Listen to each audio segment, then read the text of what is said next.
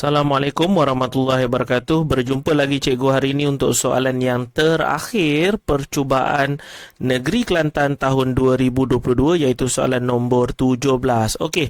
So kita tengok terlebih dahulu untuk soalan 17A ini apa kehendak soalan. So kalau ikutkan dia nak suruh kamu kira bayaran ansuran rumah, dan biasanya bayaran ansuran rumah kita akan buat secara bulanan. Okey, so tak lain tak bukan kalaulah melibatkan ansuran bulanan, so dia beri kadar tetap, tak lain tak bukan tingkatan 3 bab yang ketiga di bawah tajuk simpanan dan pelaburan kredit dan hutang. Okey, so kita nak tengok terlebih dahulu. Kalau ikutkan dia ada bagi harga rumah, harga okey, dia kata ingin membeli sebuah rumah banglo. Baik, so harganya adalah RM500,000 dan dia perlu membuat bayaran pendahuluan 30%.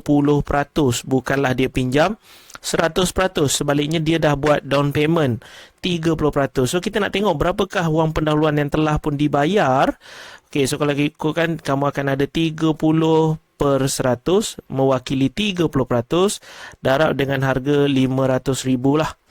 Okey, so kalau ikutkan, kalau kamu tekan kalkulator, dia akan dapat nilai RM150,000. Okey, so 30% daripada harga RM500,000 ialah RM150,000. So nak tak nak kamu akan tolak. So kita akan tolak RM500,000. Okey, kita akan tolak dengan RM150,000. So kamu akan dapatlah nilai yang sebenar dia bayar, yang dia pinjam. Okey, iaitu RM350,000. So inilah nilai sebenar yang dia pinjam. Okey, sebab dia dah harga rumah RM500,000, so dia dah buat bayaran pendahuluan 30% iaitu RM150,000. So pastinya dia pinjam nilai RM350,000. Okey, so bila kita nak tengok bayaran ansuran, berapakah bayaran ansuran bulanan yang kita nak bayar setiap bulan, kita perlu menggunakan satu rumus iaitu A. Okey, kalau ikutkan ini adalah rumus untuk jumlah bayaran balik. So A sama dengan P tambah dengan PRT. So ini adalah rumus dia, jumlah bayaran balik. So iaitu kita kenal sebagai A. So P ini adalah prinsipal, berapa banyak nilai asal yang kamu nak buat pinjaman. So R itu adalah kadar, T itu adalah tempoh masa. So kalau ikutkan P kamu, prinsipal kamu, kalau ikutkan ianya adalah RM350,000. Sebab itulah nilai yang kamu nak pinjam ataupun Puan Sarah pinjam. Okey, so cikgu short form kan, dia akan jadi RM350,000, 350K. So ditambah dengan kurungan lah, kita letak kurungan 350K sebab nilai P yang sama. So kadar kamu kalau ikutkan dia adalah 55%. So kadar kamu adalah 5,5 per dengan 100 lah. Okey, 55%. 5.5%. Okey, so dekat sini nilai dia. So kamu punya T iaitu tempoh masa. So tempoh masa kamu ialah 30 tahun. So dia macam tu. Okey, prinsipal kamu 350K sebab itulah nilai yang kamu nak pinjam. Kadar 5.5%. So tempoh adalah 30 tahun. Dan kalau kamu tekan kalkulator, kamu akan dapat jawapan yang depan ni memang 350. Okey, yang belakang ini kamu akan dapat nilai 577,500. Dan kamu kira yang belakang ni, yang dalam kurungan akan dapat RM577,500. Dan kalau ikutkan, bila kamu tambah, kamu akan dapat RM927,500. So ini adalah jumlah pinjaman keseluruhan yang telah pun kamu pinjam, yang telah pun Puan Sarah pinjam dengan asalnya harga 350K sahaja dia nak pinjam. So termasuklah kadar-kadar yang ada dengan tempoh masa yang ada, nilai dia dah menjadi RM927,500. Itu nilai yang dia dah pinjam. Dan kalau ikutkan kita nak kira dia secara bulanan, kita akan bahagilah. Okey, so kita akan bahagi dengan 30 tahun, tapi kita nak kena tukar dia dalam bulan. So kita akan darab dengan 12 bulan. Dan pastinya bila kamu tekan kalkulator, kamu akan dapat nilai RM2576.39. So kalau ikutkan, inilah sebenarnya dengan orang kata dengan pinjaman RM350,000 dan jumlah bayaran balik seharusnya RM927,500 dan dibahagikan dengan tempoh 30 tahun darab dengan setahun ada 12 bulan. Setiap bulan selama 30 tahun Puan Sarah perlu membayar sebanyak RM2,576.39. Okey, so itu adalah jawapan untuk A lah. Okey, kita beralih kepada B. Okey, untuk B ni kalau ikutkan kalau kamu baca ayat dia kata Puan Sarah ni bila dia dah beli rumah tadi, okey, dia dah beli rumah, kemudian dia nak buat ubah suai, renovation. Okey, dengan menambah satu ruangan yang lebih luas untuk menjadikan sebuah kelas, kemudian dalam menyiapkan ubah suai tersebut, dia memerhatikan okey bahawa masa yang diperlukan adalah T minit.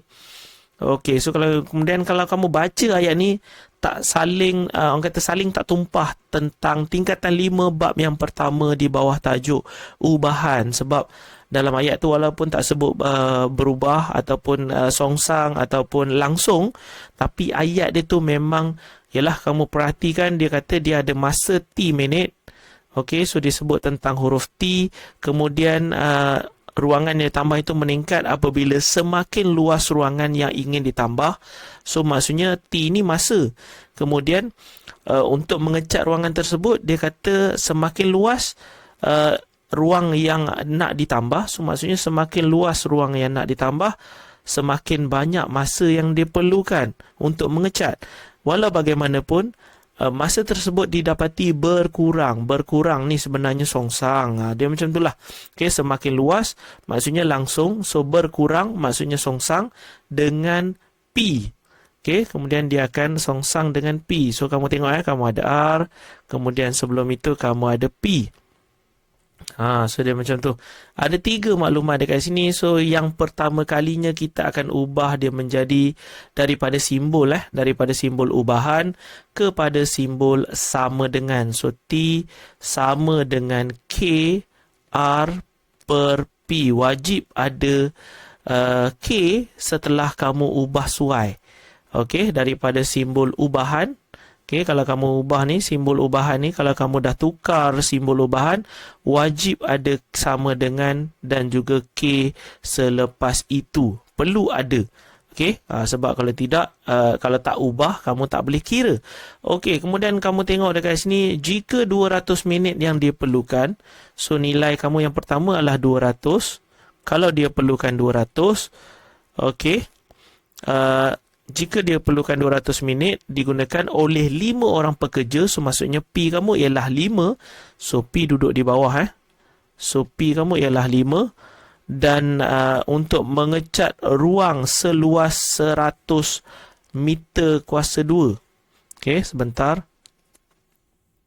So nilai kamu 100, yang tadi adalah 200. 200 ni adalah minit, 5 orang pekerja adalah P.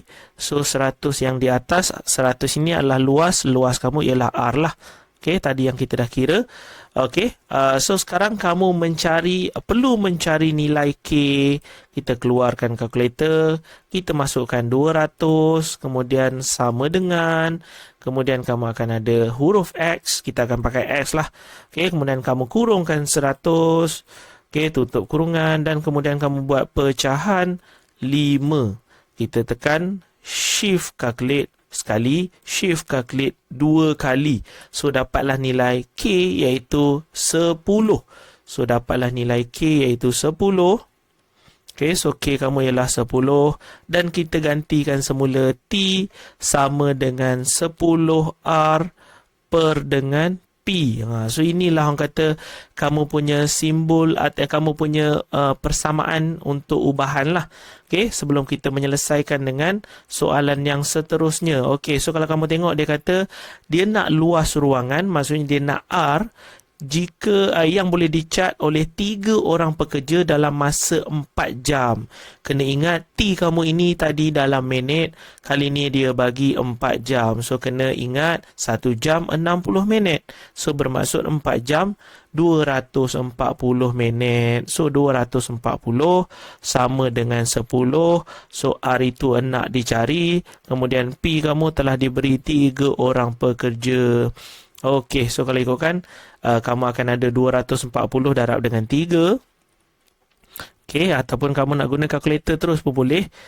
Sama dengan 10R. Okey, kita nak guna kalkulator je. Mungkin boleh guna kalkulator sebab ada satu huruf sahaja di dalam persoalan kamu tu. Alright, so 240 kemudian alpha sama dengan 10. Kemudian kamu kurungkanlah R ini. So kita guna X. Okey, kemudian kamu ada pecahan 3. Okey, so shift calculate sekali, shift calculate lagi sekali. So dapat rupa-rupanya jawapan R kamu ialah 72. So kalau kamu nak selesaikan, kalau ikutkan kamu selesaikan macam ni lah. Okey, so kalau nak selesaikan, kalau dah guna calculator, so R kamu ialah 72. Okey, so itulah jawapan yang kita nak cari. Maksudnya luas ruangan yang boleh dicat oleh 3 orang pekerja dalam masa 4 jam ialah 72 meter kuasa 2. Okey, so selesai untuk nombor 17B. So kita beralih kepada 17C. Okey, kali ni dia berkenaan dengan insurans. Boleh nampak insurans kebakaran tingkatan 5 bab yang ketiga. Okey, di bawah tajuk insurans. Alright. So kalau kamu tengok untuk bab ni untuk soalan C ni, okey, cikgu besarkan sedikit. Dia kata dia menetapkan, okey, syarikat insurans telah pun menetapkan bahawa insurans yang harus dibeli. Okey, so kalau ikutkan nilai ini adalah nilai yang harus dibeli iaitu 450,000. So seharusnya dia beli 450,000. So insurans kebakaran ada co-insurance 80%. Okey, insurans tu tak cover 100%. So dia kata ada deductible 3,500. Kemudian rumah itu telah pun mengalami kebakaran dan jumlah kerugian adalah 45,000. Dia dah rugi 45,000 dan dia dah menerima pampasan sebanyak RM34,000. Okey, so kalau kamu tengok soalan ni, so kalau kamu tengok untuk yang ni tadi, kamu mungkin akan guna tak logik nak guna nombor 3 sebab dia tak sebut kerugian menyeluruh untuk soalan. So kalau kamu nak guna rumus nombor 1, seharusnya nilai insurans sama dengan nilai insurans yang harus dibeli akan sama dengan jumlah insurans yang perlu dibeli. So tak ada apa dah yang kamu nak cari. Sedangkan dekat sini dia minta untuk kamu cari insurans yang telah dibeli. So kamu tak nak kena guna rumus nombor 2 lah. Okey, kita assume nilai yang telah pun dibeli adalah lebih kecil daripada yang telah pun yang harus dibeli. Sebab sekarang ni dia suruh kamu cari nilai insurans yang telah dibeli. Okey, kalau kamu nak guna rumus yang pertama, kita tak ada apa dah nak cari sebab seharusnya dua-dua nilai ini adalah nilai yang sama. Nak guna rumus ketiga pun tak boleh sebab seharusnya dia akan sebut kerugian menyeluruh. So dia tak sebut. Okey, so sekarang kita mulakanlah pengiraan dengan menggunakan rumus yang kedua, iaitu rumus ini So rumus yang kedua dan rumus ini adalah rumus untuk pengiraan pampasan. So pampasan telah pun diberi iaitu 34,000. Okey, so pampasan telah diberi 34,000. Kemudian nilai yang harus dibeli adalah nilai yang akan duduk di bawah 450,000. Okey, so nilai yang telah dibeli kita tak tahu. Itulah yang nak dicari. So darab dengan kerugian. Okey, so kamu hati-hati sebelum kamu terlalu gelojoh nak guna nilai 450,000, kamu telah pun terlupa bahawa rumah ini ataupun insurans itu tidak menggunakan sepenuhnya 450,000. Sebaliknya dia menggunakan co-insurance 80%. Darab dengan 450,000. So jangan terlalu gelojoh sebab sebenarnya bukanlah dia cover 100%, sebaliknya 360,000 sahaja. Okey, nilai yang boleh insurans rumah adalah 450,000 dan co-insurance 80%. Rupa-rupanya kamu hanya layak ataupun nilai insurans yang harus dibeli hanyalah 360,000. Okey, 360,000 yang sepatutnya dibeli. Okey, tapi yang telah dibeli kita tak tahu, itulah yang kita nak cari. So darab dengan kerugian. So kerugian kalau ikutkan nilai kerugian tadi RM45,000. Okey, tolak dengan deductible. So deductible adalah 3,500. Okey, so kamu buatlah pengiraan. Seharusnya kamu akan buat terlebih dahulu, kita akan ambil nilai RM34,000 ini. Okey, kemudian kita akan pindahkan tolak ini ke depan terlebih dahulu, dia akan jadi tambah RM3,500. Okey, so dia akan jadi macam ni. Kemudian darab ini kita pindah yang paling jauh sebab kita nak cari sama dengan ataupun bukan sama dengan tanda soal. So kita akan pindahkan yang paling jauh dengan tanda soal ke hadapan terlebih dahulu. Sebab tu kita jadi tolak, jadi tambah ke depan, dapat nilai macam ni. Kemudian darab ini yang kedua jauh. Okey, yang ni paling jauh, yang ni kedua jauh. So darab ini kita akan pindah menjadi bahagi RM45,000. Dia macam tu, dapat jawapan. Kemudian barulah kamu pindah bahagi ke sebelah menjadi darab. Sebab bahagi inilah yang paling hampir, tapi dia harus digerakkan juga. So kita akan pindah jadi darab di sebelah, darab dengan 360,000. So dapatlah nilai untuk tanda soal iaitu RM300,000. Okey, so dapatlah nilai untuk tanda soal iaitu RM300,000. Dan sebenarnya inilah RM300,000, inilah nilai yang telah dibeli. Okey, yang rupa-rupanya Puan Sarah ni dah beli. Dia beli kurang daripada yang sepatutnya beli. Sebab itulah kita kata dapatlah jawapan seperti ini. Ingat rumus mana nak pakai, tak boleh guna rumus 1, tak boleh guna rumus 3. Okey, sebab cikgu dah bagi tahu tadi, dan jawapan untuk C adalah RM300,000. Dan kita beralih kepada soalan yang terakhir. Dan soalan terakhir ni kalau kamu nampak dia ada perkadaran ataupun ratio dekat sini.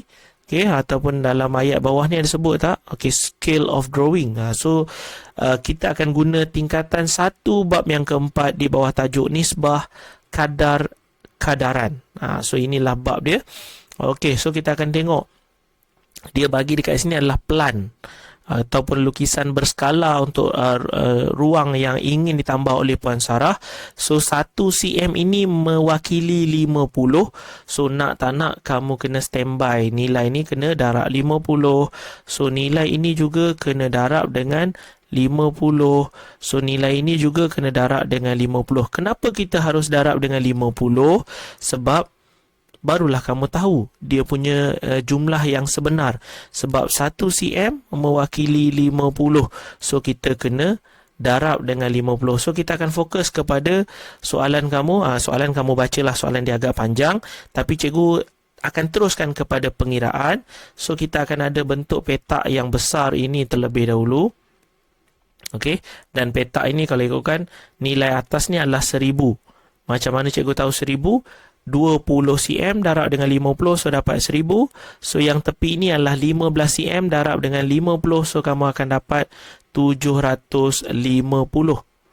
Dan kamu darab, kamu akan dapatlah nilai 750,000. So itulah keluasan untuk yang pertama. Dan kita nak kira bentuk kotak yang kecil itu. Okey, so bentuk kotak yang kecil tu. Okey, sebentar, bentuk dia dah kurang sempurna. Okey. So lukisan kamu baik. Dan kalau ikutkan ini adalah 8, samalah dengan yang bawah ni. Kalau ikutkan 8 darab dengan 50, nilai dia adalah 400. Cuma yang tepi ni yang tepi ni kalau ikutkan panjang ni 15. Okey, ni 15, so panjang ni pun 15. So 15 kena tolak dengan 8. Seharusnya kamu akan tinggal dan kena darablah dengan 50 juga. So kalau ikutkan kamu ada nilai 15. Okey, nilai 15. So, tolaklah dengan 8 sebab nilai ni sama panjang. So, tolaklah dengan 8. Okey, dapat nilai 7. So, 7 darablah dengan 50. So, dapatlah 350. Okey, dapat 350. Kamu darab kedua-dua nilai, kamu akan ada 140,000. Dia punya keluasan. Okey, so kalau kamu tambah kedua-dua nilai, kamu akan ada keluasan 890,000. Okey, so rupa-rupanya keluasan ini dia bernilai 890,000.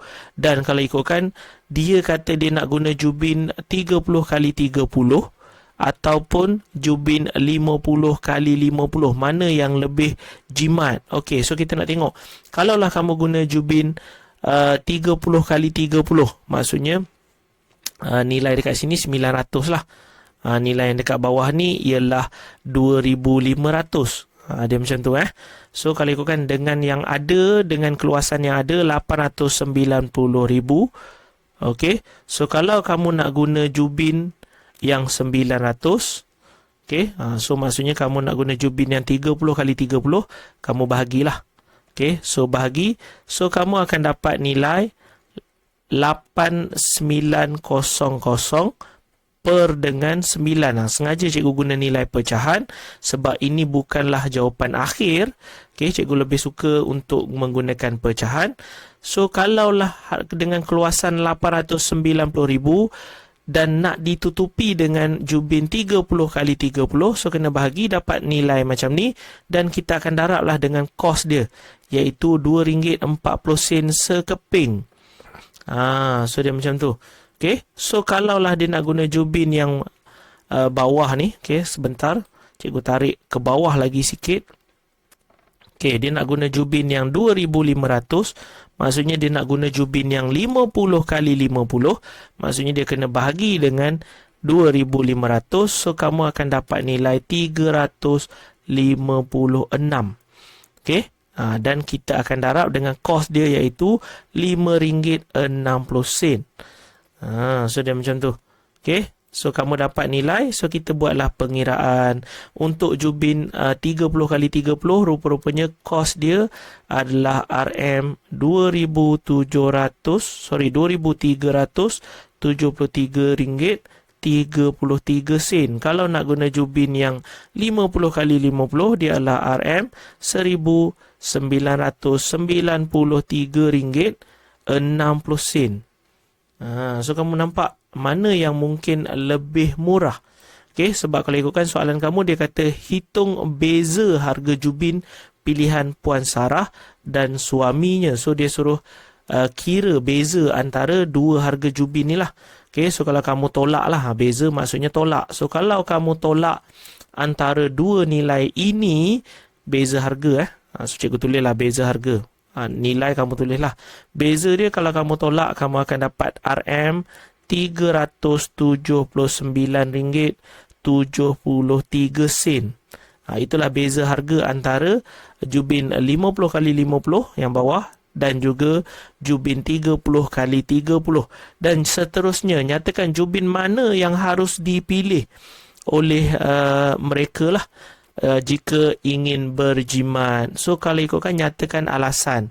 So boleh nampak terang lagi bersuluh antara dua ni yang paling jimat pastinya jubin 50 kali 50 lah. Seharusnya dia akan perlu pilih jubin 50 kali 50.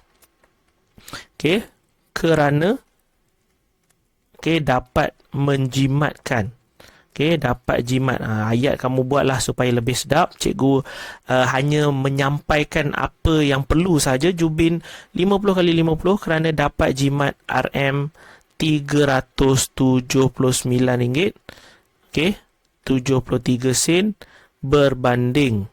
Okay, berbanding jubin 30 kali 30. Dia macam tu. Berbanding jubin cikgu tertinggal perkataan jubin. Alright, so berbanding jubin 30 kali 30. Alright, so itulah sebenarnya jawapan untuk D lah. Okay, memang panjang lebar sikit, berbaloi dengan 5 markah. Okay, keempat-empat soalan ataupun sub soalan telah pun cikgu selesaikan, telah pun kamu tengok dia punya kaedah. So kalau kamu boleh faham, jangan lupa untuk mengajar rakan-rakan yang lain supaya ilmu kamu terus berkembang. Dan yang terakhir, jangan lupa tekan button like, meninggalkan sebarang komen dan juga menekan button subscribe sebagai tanda sokongan kepada channel cikgu ini. Sehingga kita berjumpa lagi di soalan yang lain. Assalamualaikum warahmatullahi wabarakatuh.